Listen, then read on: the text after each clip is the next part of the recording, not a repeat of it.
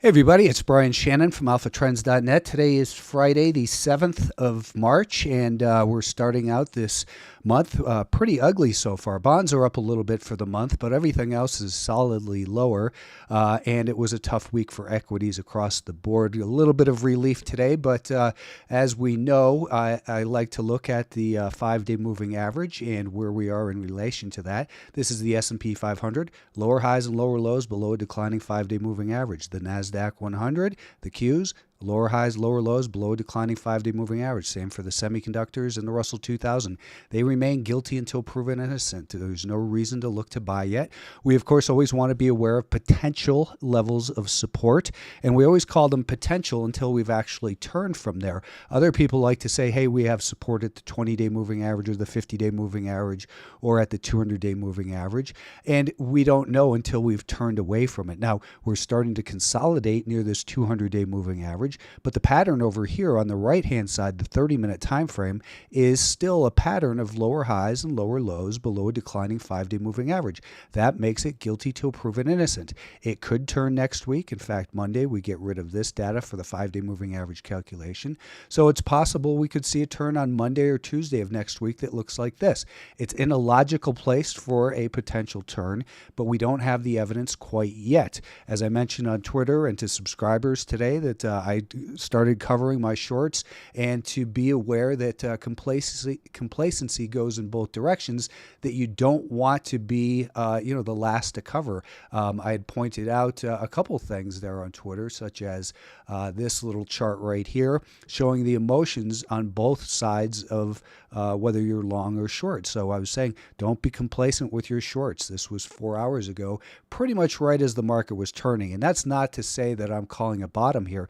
It's just saying that when we have a momentum move lower at this sustained pace, that it makes sense to start to cover your shorts and look for the potential of an entry. We don't want to buy the dip. We want to buy strength after the dip, because sometimes the dip keeps dipping, and dipping like it has here for these markets recently. Now, the NASDAQ made it all the way down to the anchored VWAP from the 2024 low.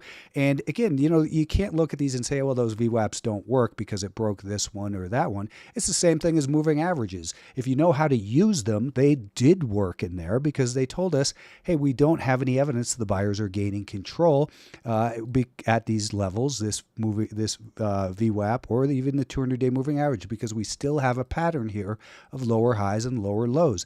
That is what we had all week consistently. If you made any purchases, they were against the prevailing trend. The prevailing trend is lower. What can change that? We always want to be aware of what has the possibility to change this. Again, we get rid of this data in the 5-day moving average calculation on Monday. Now, that pink is the week to date, also month to date volume weighted average price. So you're gonna keep seeing that on there.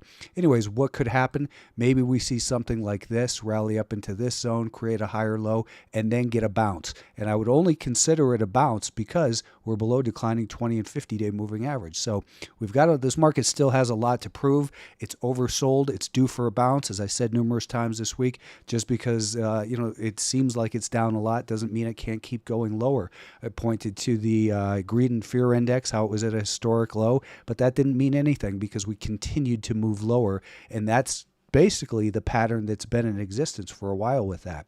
The Russell 2000, I was told a couple weeks ago, just buy it at the 200-day moving average. That doesn't work. There was no evidence that there were buyers there at the 200-day moving average when it was at 218 right here. At that point, there was no evidence. We were still below a declining 5-day moving average. We remain below a declining 5-day moving average. Again, anticipate what could change that.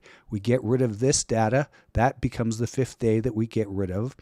So this data starts dropping off, which means this 5-day moving average will continue to decline.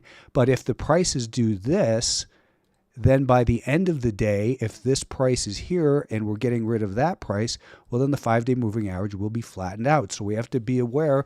We look at it and say, this market's down a lot. I haven't done this, but if you took the measured move 244 to let's call it 214, 30 points, take 30 points off of here, that brings you down to about 200. So it's close to the measured move objective on the downside, and it's a logical place that we start to think maybe we can turn.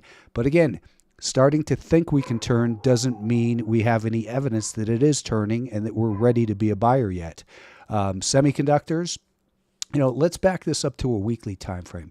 We'll look at this first because, as I've been mentioning here, this looks like a big stage 3 distributional top turning into a stage 4 decline that could be similar to what we saw in 2022. Now, this week we broke support, and you have to look at it and say, do we want to get short with it down from 260 to 220, down basically 20%? No, we want to see something like this. And then if it recovers, great. That's fine. That would be the preferred scenario. But what's most likely is that we get trapped below these moving averages and then we see the next leg lower. So in other words, we're due for a bounce here that should make a lower high. Where would that lower high logically come into play? Right up in this zone, the 20-day moving average, the 50-day moving average, the 200-day moving average, the year-to-date anchor, the anchor from the election, all in this zone here. It's a big zone, so we're not going to just look for a bounce up into that area and then say I'm going to short it at 243 because that's a zone. Because again, what if it rallies right through that level? Doesn't seem likely, but we have to look at it and say if it begins to rally and then rolls over, then we want to get short. That's 2 steps ahead. Right now, we still have a pattern of lower highs and lower lows, but that could change just like these other markets. Maybe we do something like this. Then we begin that rally. And you know what? That might be a nice tradable rally in here for the semiconductors. For a swing trade, I think that would make a decent swing trade opportunity.